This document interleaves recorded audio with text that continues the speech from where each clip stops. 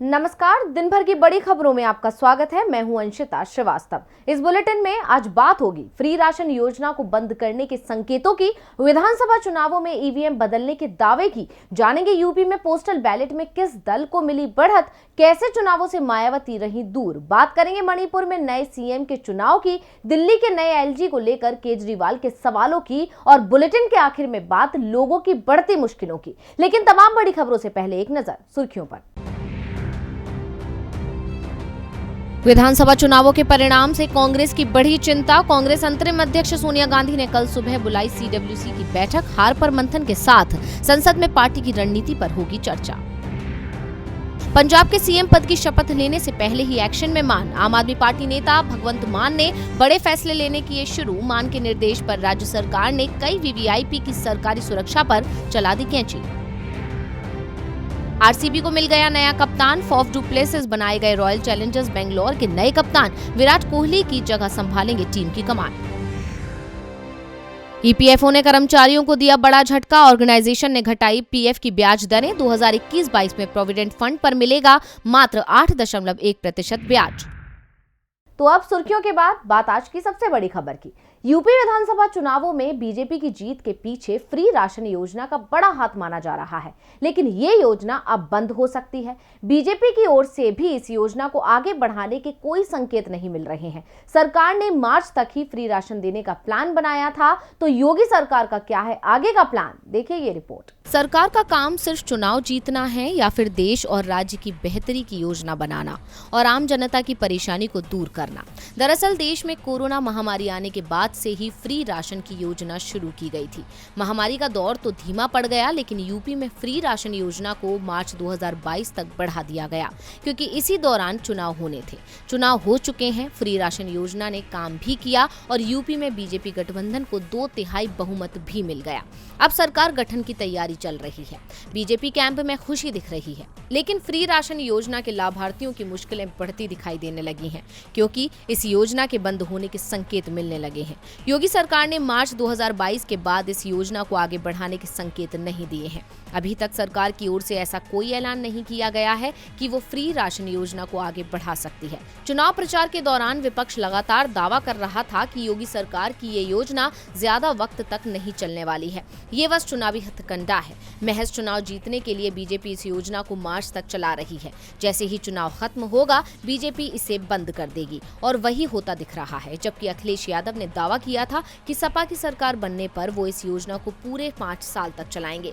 UP ही नहीं, देश भर में कोरोना के समय तमाम लोगों को रोजगार का नुकसान हुआ था, जिसके बाद उनके सामने भुखमरी का संकट आ पड़ा था। ऐसे में सरकार की फ्री राशन की योजना से लोगों को मदद मिली थी। गरीब तबकों में सरकार की इस योजना को लेकर काफी उम्मीदें हैं, लेकिन मार्च महीने में ये योजना खत्म होने जा रही है और यूपी के 15 करोड़ लोगों को बड़ा झटका लगने वाला है। फ्री राशन योजना बंद होने के नाम से कई लोगों की चिंता बढ़ गई है, लेकिन देश की सबसे बड़ी चिंता ईवीएम को लेकर बढ़ती दिख रही है। दरअसल एक ऑडियो वायरल हो रहा है, जिसे यूपी चुनावों का बताया जा रहा है, जिसमें ईवीएम को लेकर कई सवाल खड़े किए गए हैं। अखिलेश यादव ने भी इसे लेकर ट्वीट किया है। तो क्या है इस ऑडियो में, जिससे चुनाव प्रक्रिया ही आ गई है सवालों के घेरे में, देखिए ये रिपोर्ट। यूपी में बीजेपी को जनता ने जिताया या फिर बीजेपी को जिताने के लिए साजिश रची गई, और ये साजिश प्रशासन के साथ मिलकर की गई। अखिलेश यादव का दावा है कि ईवीएम के साथ कुछ गड़बड़ जरूर हुई है, और इस बीच एक ऑडियो खूब वायरल हो रहा है, जिसमें ईवीएम पर सवाल खड़े किए गए हैं। आप गाजीपुर में ड्यूटी कर रहे थे? हाँ, वहाँ पे मतलब कासिमाबाद था हमारा। कासिमाबाद में पीठासीन अधिकारी हैं। तो जब आपका ईवीएम सब बदल दिए तो आपको बोलना चाहिए कम से कम। नहीं बोला मैंने। अच्छा, तब क्या बोले उस पहले यस्सो बोला। हाँ, पहले यस्सो हड़काना शुरू किया कि 2 मिनट लगेगा, मास्टर साहब नौकरी भी जाएगी और आप जाएंगे जेल। हाँ, और देखा भी है हम लोगों ने, उस चीज को देखा भी है कि जो कहते हैं वो कर देते हैं। अब क्या कर लेंगे यार, थोड़ा सा बाल बच्चा है, बाल बच्चा है, क्या कर लेंगे, नौकरी बचाओ बदे। नहीं, लेकिन ये सब तो गलत कर रहे हैं, अति हो रहा है। गलत तो कह दिले हम जब पूरे प्रदेश में गलत है। हम सपोर्टर ना है भाजपा का, लेकिन गलत तो कह दिले हम माहौल और जनता के वोट के हिसाब से तो सपा ही आनी चाहिए। सपा ही आनी चाहिए, लेकिन अब तो मुश्किल लग रहा है। आएगी ही नहीं, मुश्किल ही नहीं, नामुमकिन है। आएगी ही नहीं, हर हाल में नहीं आएगी, हर हाल में नहीं आएगी। बीजेपी की सरकार बनने जा रही है। अगर ऑडियो में कही गई ये बात सच है तो ये चुनाव परिणाम लोकतंत्र का सबसे खराब परिणाम माने जाएंगे। इस ऑडियो में साफ साफ सुनाई दे रहा है कि कैसे बीजेपी ने जनता के फैसलों को ठुकराकर ईवीएम ही बदल डाले। ऑडियो में एक व्यक्ति खुद को पीठासीन अधिकारी बताते हुए कहता है कि उसकी चुनाव में ड्यूटी गाजीपुर के कसीमाबाद में लगी थी और उसने खुद देखा कि ईवीएम बदल दिए गए। ऑडियो में एक व्यक्ति ये साफ दावा कर रहा है कि इस बार सपा की सरकार नहीं आएगी, बीजेपी जीतने जा रही है। स्ट्रांग रूम में पहुंचने से पहले ईवीएम बदल दिए गए हैं। डीबी लाइव इस ऑडियो की पुष्टि नहीं करता है, लेकिन इस ऑडियो के वायरल होने के बाद सभी सियासी पार्टियों के होश उड़ गए हैं। समाजवादी पार्टी प्रमुख अखिलेश यादव ने एक बार फिर ईवीएम को लेकर सवाल खड़ा किया है और साथ ही उस व्यक्ति की सुरक्षा की भी मांग कर रहे हैं जिसके ये ऑडियो है। अखिलेश यादव ने ट्वीट कर कहा कि ईवीएम बदल जाने को लेकर एक चुनाव अधिकारी की किसी से बात की जो ऑडियो रिकॉर्डिंग सोशल मीडिया पर चल रही है। माननीय उच्चतम न्यायालय और राष्ट्रपति महोदय उसका संज्ञान ले और सरकार संबंधित व्यक्ति को तुरंत संपूर्ण सुरक्षा दे। किसी एक व्यक्ति का जीवन हमारे लिए सरकार बनाने से ज्यादा अहम है। आपको बता दें कि विपक्ष एग्जिट पोल के बाद से ही ईवीएम और काउंटिंग में धांधली का आरोप लगा रहा है। अखिलेश ने बकायदा प्रेस कॉन्फ्रेंस करके सरकार पर कई गंभीर आरोप लगाए थे। सपा के कई नेताओं के अलावा पश्चिम बंगाल की मुख्यमंत्री ममता बनर्जी ने भी आरोप लगाया है कि सपा को गड़बड़ी करके हराया गया है। ये जांच का विषय है कि क्या हकीकत में ईवीएम बदल दिए गए थे। जो परिणाम सामने आए उसमें यूपी में ईवीएम के मतों में बीजेपी को ही बढ़त मिली, लेकिन अगर बात पोस्टल बैलेट की करें तो यहां बीजेपी आगे नहीं थी। पोस्टल बैलेट में बीजेपी को जबरदस्त हार का सामना करना पड़ा। यहां तक कि योगी आदित्यनाथ के गढ़ गोरखपुर की अधिकांश सीटों पर बीजेपी पिछड़ गई थी। तो क्या परिणाम आए पोस्टल बैलेट में, देखिए ये रिपोर्ट। भाजपा ने उत्तर प्रदेश में बहुमत भले ही पा लिया है, लेकिन समाजवादी पार्टी ने भी बीजेपी को कांटे की टक्कर दी थी। 10 मार्च को आए नतीजों ने सभी को हैरान कर दिया था। बीजेपी गठबंधन को 273 सीटों पर जीत मिली और इस जीत में सबसे बड़ा योगदान था उन मतदाताओं का जिन्होंने पोलिंग बूथ पर पहुंचकर ईवीएम का बटन दबाया। लेकिन बात पोस्टल बैलेट की करें तो यहाँ बीजेपी को 100 सीटों पर भी बढ़त मिलते नहीं दिखी। पोस्टल बैलेट के नतीजों से साफ है कि सरकारी कर्मचारियों में बीजेपी के प्रति जबरदस्त नाराजगी है। बैलेट पेपर के आंकड़ों को देखकर ये साफ कहा जा सकता है कि अखिलेश का पेंशन बहाल करने वाला दावा काम कर गया था, जिसके चलते कर्मचारियों और बुजुर्ग बीमारों ने सपा को ही चुना था और अखिलेश के इस ऐलान के चलते बैलेट पेपर में बीजेपी को बड़ा नुकसान भी हुआ था। नोएडा, कानपुर, मुरादाबाद और प्रयागराज जैसे बड़े शहरी क्षेत्रों में तो बीजेपी पोस्टल बैलेट में बढ़त बनाने में कामयाब रही, लेकिन छोटे शहरों में सपा ने बीजेपी का सूपड़ा साफ कर दिया। मुख्यमंत्री के गृह जनपद गोरखपुर की 9 सीटों में सिर्फ गोरखपुर शहर सीट पर बीजेपी आगे रही, बाकी सीटों पर सपा गठबंधन पोस्टल बैलेट में जीत गया। प्रधानमंत्री के संसदीय क्षेत्र वाराणसी की 8 सीटों में से 4 पर ही पार्टी को पोस्टल बैलेट की गिनती में बढ़त मिली। यही हाल राजधानी लखनऊ का भी है, जहां 9 में से 8 सीटों पर भाजपा पीछे रह गई। इस बार चुनाव आयोग ने कर्मचारियों के साथ ही बुजुर्ग और दिव्यांगों को भी पोस्टल बैलेट से मतदान की सुविधा दी थी। गोरखपुर बस्ती मंडल की 41 सीटों की बात करें तो भाजपा गठबंधन को पोस्टल बैलेट में सिर्फ 2 सीटों पर बढ़त मिली है। पूर्वांचल में भी बीजेपी को नुकसान हुआ है। यहाँ मऊ, बलिया, आजमगढ़, चंदौली, गाजीपुर, जौनपुर, सोनभद्र समेत सभी जिलों के साथ ही बुंदेलखंड व अवध क्षेत्र में पोस्टल वोटिंग में भाजपा की हार हुई है। कर्मचारियों की नाराजगी का नुकसान बीजेपी के साथ उसके सहयोगियों को भी उठाना पड़ा। रुहेलखंड के 4 जिलों की 25 सीटों पर हुए चुनाव में भाजपा ने 20 और सपा ने 5 सीटें जीती हैं, लेकिन पोस्टल बैलेट के परिणाम देखें तो 22 सीटों पर सपा आगे रही। बीजेपी सिर्फ 3 सीटों पर आगे थी। शाहजहांपुर की 6 और पीलीभीत की 4 सीटों पर हारने वाले सपा प्रत्याशियों को पोस्टल बैलेट के वोट ज्यादा मिले। मुरादाबाद मंडल के 4 जिलों की 19 सीटों में 15 पर पोस्टल बैलेट में सपा और 4 पर भाजपा ने बढ़त हासिल की।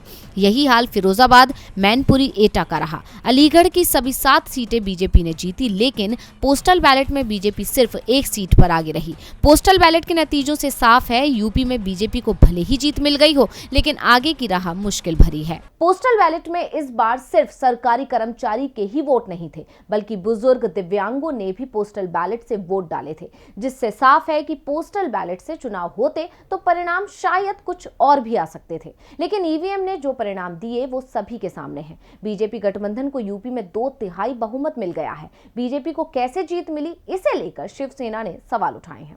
5 राज्यों में से 4 राज्यों में बीजेपी ने जीत हासिल कर ली है, जिसके बाद विरोधियों के मन में बीजेपी की इस जीत को लेकर कई सवाल भी खड़े हुए हैं। तो वहीं कुछ दल बीजेपी की इस जीत का जिम्मेदार विपक्षी एकता में कमी को बता रहे हैं। शिवसेना का दावा है कि चुनाव जीतने के लिए बीजेपी ने संवैधानिक मर्यादाओं को सबसे ज्यादा नुकसान पहुंचाया है। शिवसेना ने अपने मुखपत्र सामना में दावा किया कि बीएसपी की मदद से ही यूपी में बीजेपी को जीत मिली है। बीजेपी ने बसपा प्रमुख मायावती पर दबाव बनाने के लिए केंद्रीय एजेंसियों का इस्तेमाल किया, जिसके कारण यूपी चुनावों में बसपा की उपस्थिति महज औपचारिकता रह गई। पार्टी प्रमुख मायावती को चुनावों से दूर रहने के लिए मजबूर किया गया। बसपा यूपी चुनाव से भाग गई और उनके वोटों को भारतीय जनता पार्टी की ओर मोड़ दिया गया। शिवसेना ने दावा किया कि राज्य चुनावों में भाजपा की जीत में केंद्रीय जांच एजेंसियों का दबाव प्रमुख कारक साबित हुआ। इतना ही नहीं, सामना में बीजेपी पर आरोप लगाया गया कि 4 राज्यों में जीत को देखते हुए भाजपा अब यूक्रेन युद्ध के नाम पर पेट्रोल और डीजल की कीमत बढ़ाने के लिए स्वतंत्र है। भाजपा को बहुमत के जादुई आंकड़े यानी 203 में से 70 सीटें ज्यादा मिली और इसके लिए पूरी केंद्रीय सत्ता दांव पर लगी थी। केंद्रीय एजेंसियां महाराष्ट्र में राजनीतिक नेताओं के पीछे जा रही है। शिवसेना ने तंज कसते हुए सवाल किया कि आखिर केंद्रीय जांच एजेंसियां केवल राजनीतिक विरोधियों के लिए निष्पक्ष क्यों हैं? गौरतलब है कि महाराष्ट्र में केंद्रीय एजेंसियों की बीजेपी विरोधी दलों के नेताओं पर ताबड़तोड़ छापेमारी हो रही है। बीएसपी के वोट शेयर में कमी और तमाम मुश्किलों के बाद बीजेपी का वोट शेयर बढ़ना कई सवाल खड़े करता है। वैसे बीजेपी को यूपी के साथ 3 और राज्यों में जीत मिली है। मणिपुर में पार्टी को बहुमत से 1 सीट ज्यादा मिली है। राज्य की 60 में से 32 सीटों पर जीत बीजेपी के हिस्से में आई है। इस जीत के बाद सवाल उठाए जा रहे थे कि सीएम कौन होगा, क्योंकि बीरेन्द्र सिंह के खिलाफ बीजेपी के अंदर ही नाराजगी देखी जा रही थी। यूपी, उत्तराखंड, गोवा में बीजेपी ने सीएम के चेहरे घोषित कर चुनाव लड़ा था, लेकिन पूर्वोत्तर राज्य मणिपुर में बीजेपी ने किसी भी नाम का ऐलान नहीं किया था। इसकी वजह कलह थी।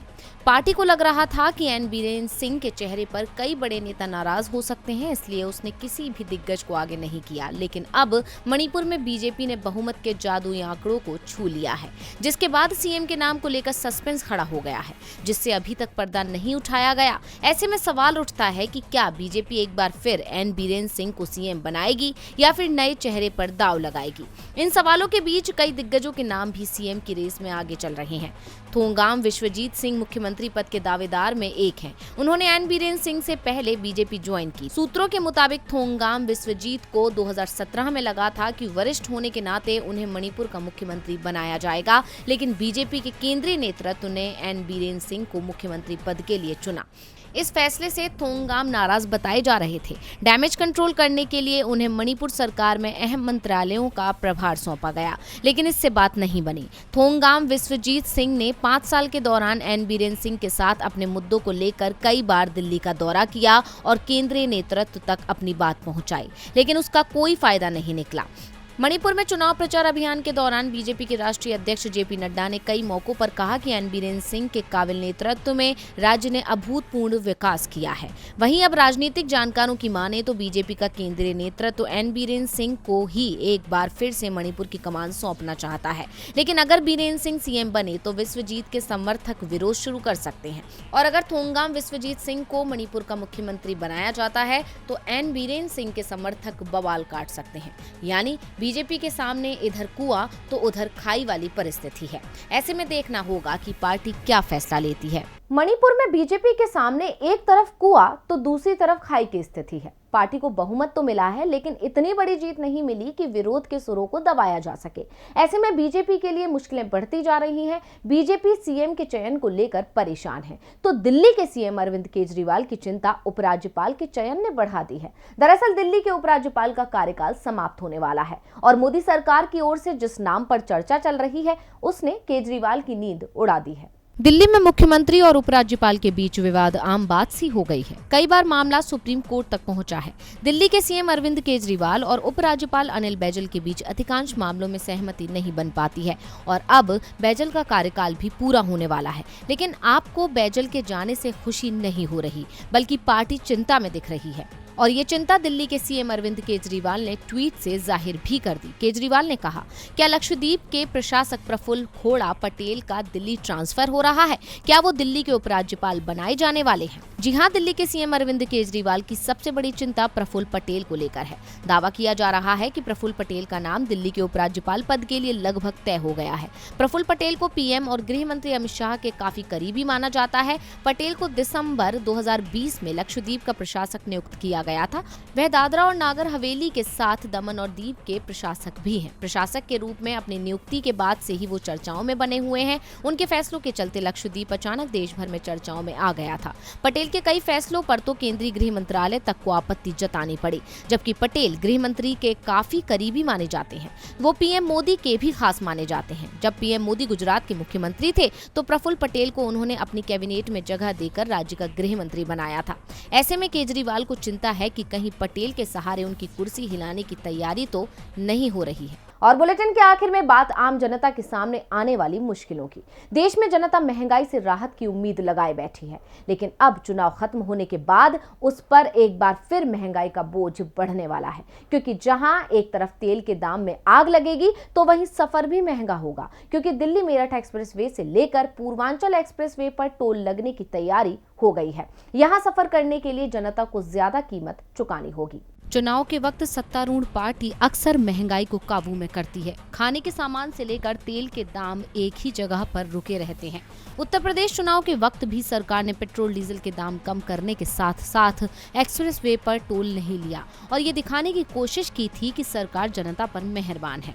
लेकिन अब जब चुनाव खत्म हो गए हैं तो ये मेहरबानी परेशानी में तब्दील हो गई है, क्योंकि जहां एक तरफ तेल की कीमतों में खेल होगा तो वहीं दिल्ली मेरठ एक्सप्रेसवे और पूर्वांचल एक्सप्रेसवे में जल्द ही टोल शुरू हो जाएगा। दिल्ली मेरठ एक्सप्रेसवे पर सफर करने वाले अब ज्यादा दिन फ्री में एक्सप्रेसवे का लुत्फ नहीं उठा पाएंगे। इस एक्सप्रेसवे के जरिए दिल्ली जाने आने वालों को अब टोल चुकाना होगा। दिल्ली से मेरठ को जोड़ने वाला ये एक्सप्रेसवे पिछले साल से मुफ्त चल रहा है। सड़क परिवहन मंत्रालय की तरफ से कंपनी को पहले ही टोल वसूलने की अनुमति दी जा चुकी है।